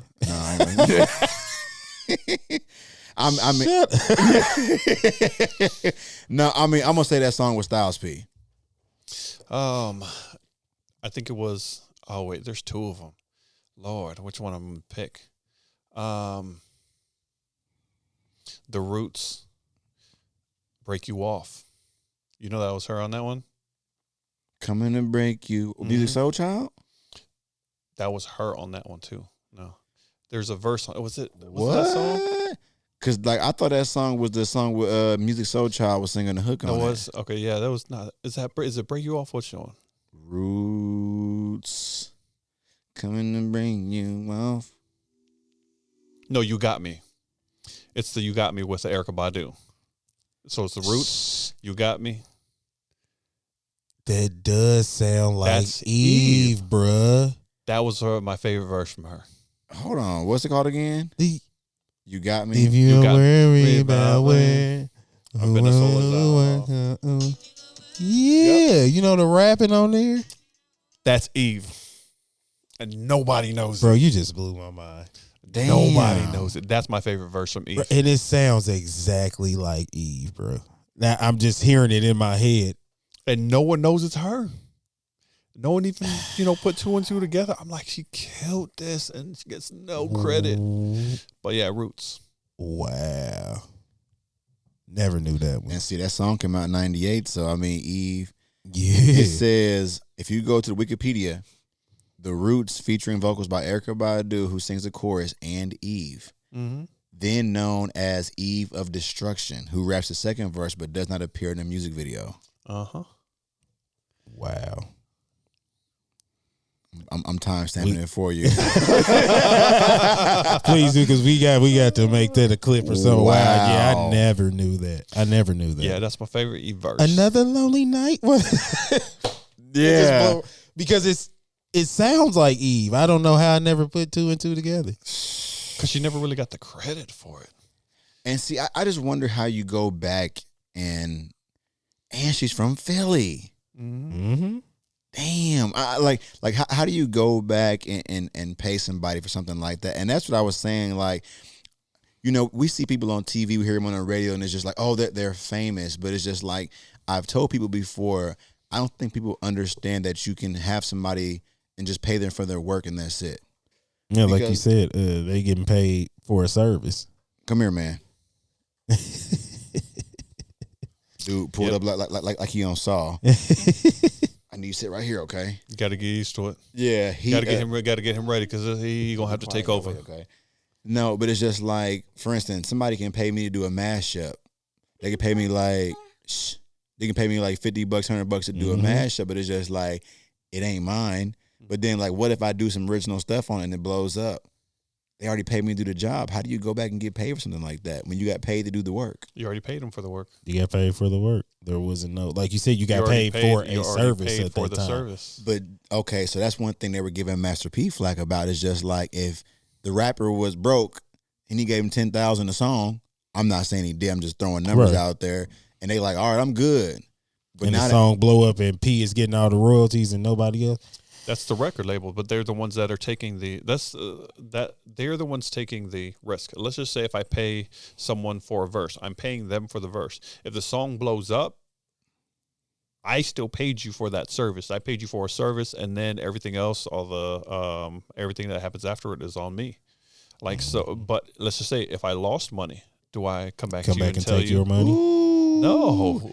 And see, that's what they never talk about is the loss. Mm-hmm. You know what I'm saying? It's always the wins. Yeah, the W. Yeah, because that's a valid point. I never thought about it that way. Yeah, if I lose money on it, are you gonna pay me back? Yeah, that's the even the nature of the major record labels and major record deals. One of the reasons why that they even changed how they structured contracts is to make sure that they want to make sure they make money, and that's why they're paying people, they pay the artists percentages of, profits, because they're like, hey, wait, we got to make our money back first. We're going to put $1 million into this project. We're going to, pay for your studio time. We're going to give you an advance. We're going to give you, we're going to pay for, we already have the deal structured to duplicate everything. And we have the distribution deal. So they already have that all. And then, so what they're telling an artist is, I'm going to put this couple $1 million into this project to maybe make some money off of you, and then once we start making money, this is what you're going to get paid. But they already have the money out there, Yeah. Mm-hmm. Man. Yeah, man. I'm trying to think, is there anything else I want to ask you for everybody else? You got anything? Nah, I don't have anything. I'm still trying to wrap my mind around Eve. A lot of this stuff that, not even that, just everything we done talked about, because it's just been and so much you learn. Yeah, and that's what I like about doing this, man. Like, the people that we have that follow and listen and everything, it's like, these are conversations we would have on any given day. Mm-hmm. Seriously, you know what I'm saying? But, like, there's so many things that I've learned from you and other people. We just want other people to hear that stuff, but also, like, they're getting comedy and a lesson at the same point in time, because we learning stuff as we're doing it. So, like I said, when you get to hear, like, the 96 to 06, and we're going over those albums, people are like, oh, man, I haven't heard that in forever. That's the podcast you sent, Paul. because that's what he was talking about, all those albums. Woo! Thank you. No, so real quick, I do want to say that because you just brought him up. We were talking about when I first moved here, and the first DJ I ever heard on the radio was him. So, like, hey, man, I'm going to tell him this. I'm going to go ahead and say it again. I did not know he was white. and this is the thing. When I see him, and I see that I've seen him before, I'm going to be upset. You know what I'm saying? Because you might be around somebody and don't even know who it is. You know what I'm saying? And so if I've seen him and we've conversed before, I'm going to be even more upset because I have a good relationship with everybody. But if you lined him up right now, I wouldn't know who he was. Wow. I can't tell you what he looks like, seriously. Dang. But I know that DJ Paul Bunyan. I know that. I told you he was him. World. It's just a lot of the DJs here. They was a big part of my childhood because I was listening to mixes all the time, and a lot of times that's how I heard new music that wasn't out here yet. They were breaking the record. They were breaking the record. I didn't know what it was called then. Yeah. I was just hearing new music, but yeah. For sure, man. Paul Bunyan, like I still listen. Like I'm gonna text him when I get out of here. There's still some like mixes. I'm like, hey, bro, give it to me again, because I like okay. Oh, and I'm about to give him this tape deck to CD recorder because he just found a whole bunch. Like he just told me. He called me. He said, hey, do you have one of these? He said, he found a whole box of cassette tapes. Bro, we said on the episode, I said I would pay that man to get some of those old mixes back. Because I had mixes like... Don't maybe call him right now. Like, I had mixes legit I wouldn't let like my older aunt and uncles like borrow because I know they would never give it. They would never give them back. And what's crazy is just being a DJ now and to not have Serato, the amount of work I'm just thinking about that had to go into it. And like I see older DJs like this one. I'm in a Serato group and the guy was like, being a part of Serato was scary to him at first. He was like, he just didn't understand anything digital. He was like, and just getting into it, he was just like, I wish I had this first. He was like, but he's like, I know everything I know, you know what I'm saying, because of having the vinyl first. But I'm just thinking, if this guy made 50 mixtapes back in the day and he had to actually get the records, excuse me, he could have made 500 in the time he made 10 mixtapes. Yeah. That's just because I remember going to Expo to his booth and seeing a table full of different. Oh, so mixes. you know what he looked like? We gotta tell him. Oh yeah. No, I was like, you know he was white. No, it's only me. Trust me, it's only Paul Bunyan. I'm the only person that don't know what you look like and never had Rosalind's Bakery. I'm the only person. Yeah, I'm the only person. Jeez. You know what I'm saying? Yeah, he lost some Naptown points for that. But. Oh yeah, for sure. But it's just like, man, like I'm just thinking about the amount of work, and then you're saying that y'all are getting records with no labels. You know what I'm saying? Yeah. So like, how would you name that? We would have to write on it, but you don't know what it is. So how you know what the name of the song is? Yeah. He said there's some that we wouldn't know once we played it. We'd be like, oh, okay, this is this song. Oh, it's a remix. Oh, but I'm saying you got to listen to the whole. Yeah, you got to listen to it. Hey, no joke. I want to show you this before I go to. I got the We Be Clubbing remix on vinyl, and I showed it to Monte Carlo, and he never heard it before. I got it for $1 at Karma. It was under the table. Didn't I tell you to go search places like that? You'll always find stuff like that. Man, what was the other place? The bookstore, the Half Price Books. I got a Quincy Jones down there. I ain't listened to yet, and I looked it up, and it's like $50 right now if you bought it brand new. You probably got it from there for like $1. It was $4. Yeah, it's way better than 50. Yeah. I say $46. Yeah, you know what I'm saying. So I'm just like, wow. So like, it's almost becoming. I don't want to say a hobby, but man, I just love it now. Yeah. So like imagine, okay, so right now you have Serato and you could create, playlists inside of Serato or iTunes. Oh yeah. So you have your crates. Imagine carrying around all of those crates full of records. No. And then you have to organize. Then you have to organize your crates by genres, by different type of genres. I can imagine doing it by using my finger and dragging it, but to pick each one and put it in order, you so then you would have to have a set. Yeah, and you'd have to have a practice, and then you even have to you got to put your dots on the records for your cue points. Yeah. Just even imagine this. Like right now, you automatically put in the BPMs are automatically normally already on the MP3.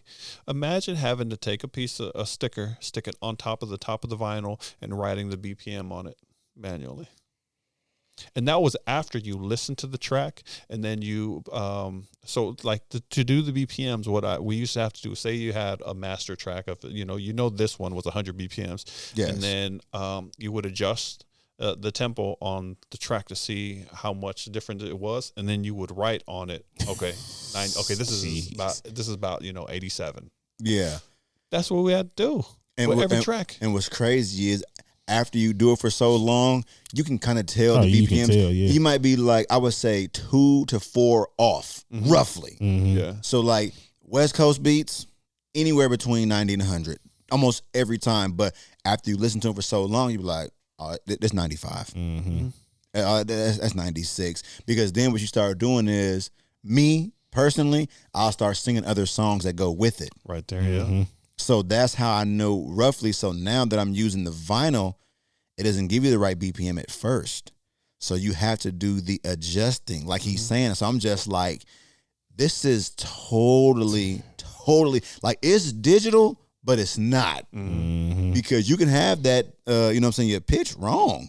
So I love it because I literally feel like I'm learning how to DJ again.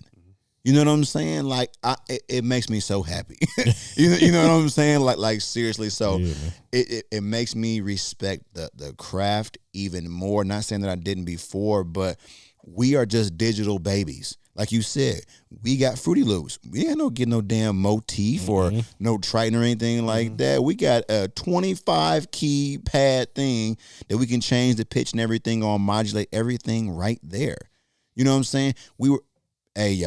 We were making beats with the keyboard when we didn't have a MIDI controller. Using the letters. Using the letters to make beats. You know what I'm saying?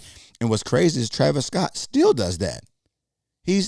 I've seen him use the keys on the keyboard instead of using actual keyboard. Yeah, that's ridiculous. Yeah, I mean, bro, you have Mike Dean. If it works for you. If it works, it works. But it's just, when you have to do stuff like that, it really... It just makes me understand and respect it more. Like, I just couldn't imagine doing an hour set, having to turn around and pick a record up and find the cue point. Because I see DJs now, and they don't use headphones at all. It's just something about hearing it. You know what I'm saying? Before I play it, I don't wear them like this. I'm, one on, one off, whatever. You know what I'm saying? But that's just, yeah. Yeah. Oh, shout out. You know what? This was funny. One time, I seen him doing this. Shout out DJ Duck.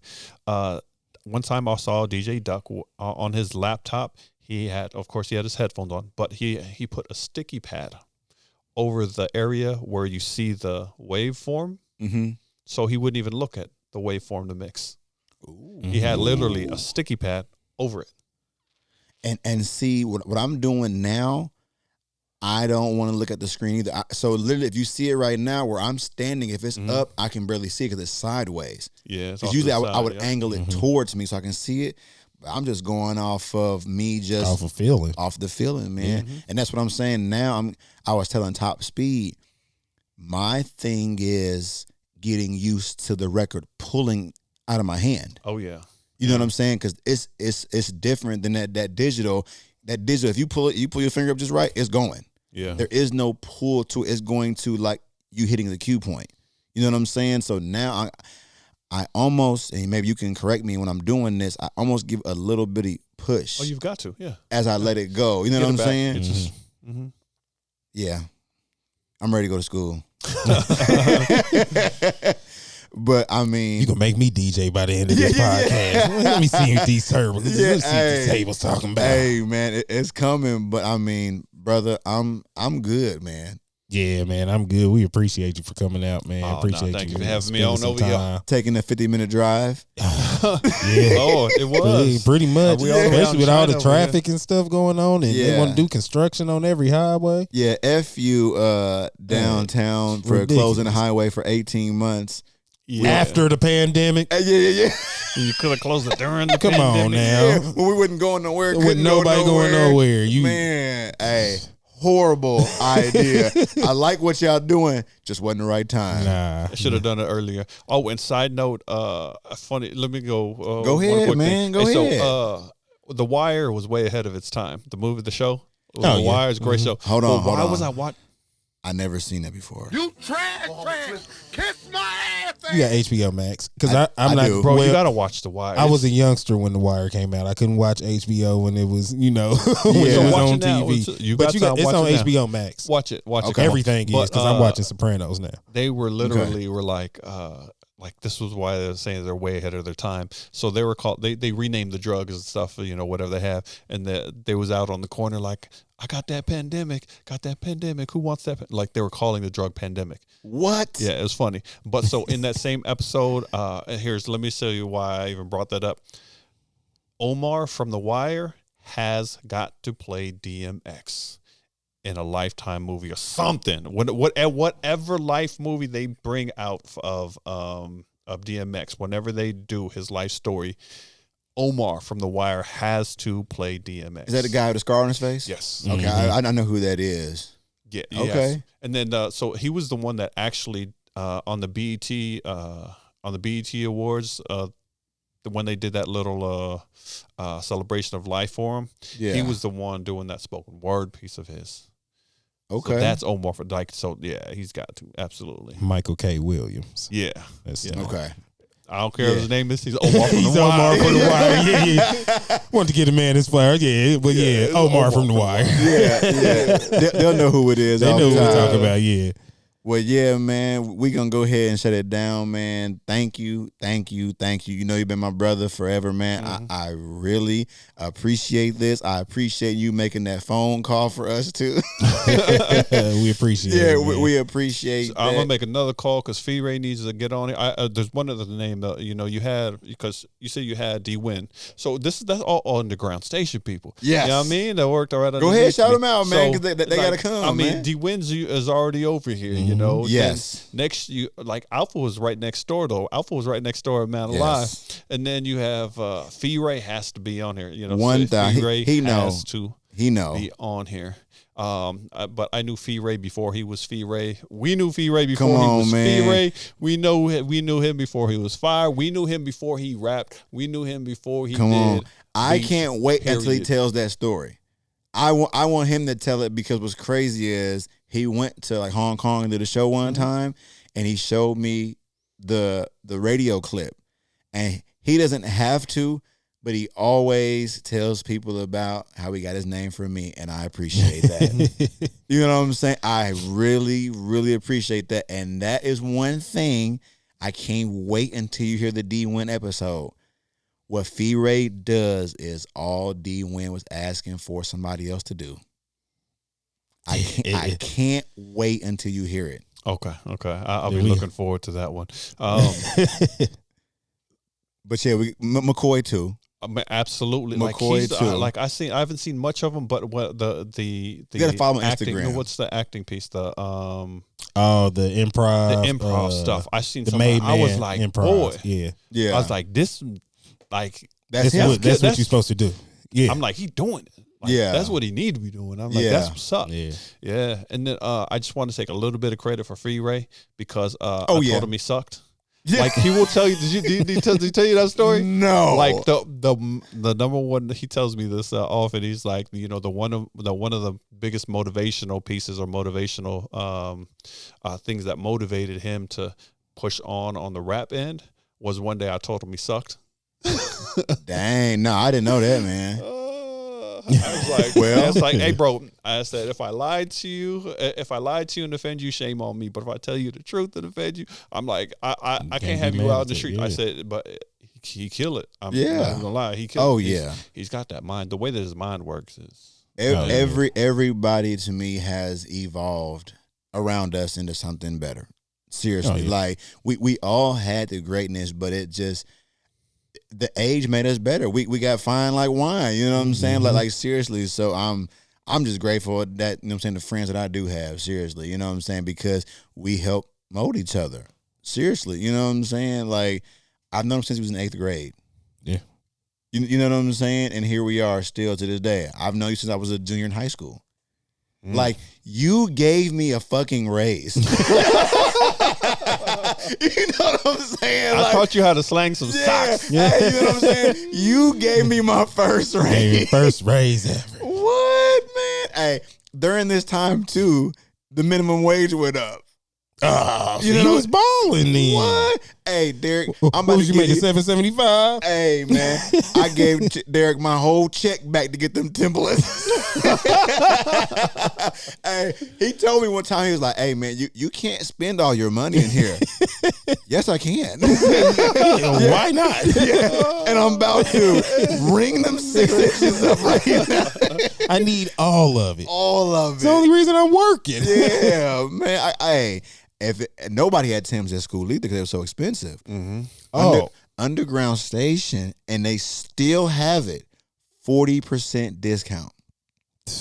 No Best Buy, GameStop, none of them have it. 40%. And all this stuff was Genesco. Mm-hmm. We're talking about lids before it was lids. It was Hat World.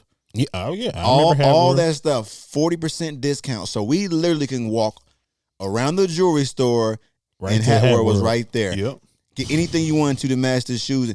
And Derek was so cool with it. My dad got to use the discount as much as he wanted to, too. Mm-hmm. Dad. Well, you're good. No, we good now. We good now. Man. Yeah, we had everything we wanted. We had everything we wanted, man. Yeah, because nobody had Tim. I remember I, begged one Christmas, please, let me get some Tims. I got them, too, bro. Look up Tim's prices now. Still probably ridiculous, $180, $200 probably. Yeah. They still the same 2 price. Plus. Yeah. No, bro, they were $140. They were $140. That brand new 6 inches, back then was. They were maybe your junior year, but by the time I got there, I was paying almost $180 for some Tims. That's nuts. I can't do that. I was paying almost $180 for Tims. I need to buy cases for these turntables, and I know they're about $1 something a piece. Oh yeah. There's no way. There's no way. Oh yeah, as an adult, bro. Oh. Yeah, where the $50 Adidas at? Yeah, hey, I need something comfortable that I can walk in. $150 I'm spending on a bill. Yeah. So even when I was back then working, I was sponsored by them a little bit. The Timberlands. So about 5 or 6 years ago, when I moved out of my house, I gave away 50 pairs of Timberlands. I believe that. 50 pairs. What? Okay. It's my last question for real. They was all size 12 too. What's up? Oh yeah, I know. Yeah. What was the best kind of Timberland? What do you mean the best kind? Because you get I wouldn't wear anything but the 6 inches. You know what I'm saying? The classics. Well, that's your answer then. I mean, there is nothing else. I'm not wearing no Euro hikers. I'm not wearing no Euro trackers. I'm not wearing the Euro Dubs was hard. The Euro Dubs was okay. That might have been the most comfortable Timberland. Of course, they was definitely the most comfortable. But I'm wearing 6. I kept the patchworks. I kept the old. I remember those. I got the blue ones, blue, gray, blue, and then I even got the white, gray, black ones. Yeah, I still got the brown ones too. I kept the patchworks and I kept the classic, the classic wheats. I still have mine from graduation day, 2004. I'm gonna bring them downstairs so you can see them. Dang. I still have them. So these are going to be from June 2004. I mean, when did the patchworks come out? The patchwork came out in 2004 or 5. It was 4 or 5. I still have the patchworks because they're like the dark blue, light blue joints. They've got the blue ones. Had those I remember them. Yeah, I remember them. Yeah, so I still got all of those, man. Okay, I'm gonna let you go. Because if not, we're gonna be there all night. Yeah. But man, again. Thank you, bro. We appreciate it, man. Not I really a thing, do. not a thing. Keep doing your thing, man. But here's the one thing that I'm going to ask, and Go ahead. you're already doing. Hey. The only thing I'm going to ask of you then is, if you look back and you've seen how, like, when I was a little bit older than you guys, but even at that note, I was always giving you guys information. And I appreciate that forever. And the only thing I ask is make sure you pay it forward. The same thing. Someone underneath you, someone younger, just give them information. It's free. Yes. Yeah. Ooh, Definitely, hey, man. hold on real quick. That's my dog. Hey, always. That's my Pay it dog. forward. Yes, man. I appreciate it, man. Iceman, you got anything, I brother? got nothing else. I think I see Miss Peaches Rockriler running around, man. Miss Peaches, you need to come up in here and get this rock wilder. Peace out, y'all. Peace out, y'all. All right.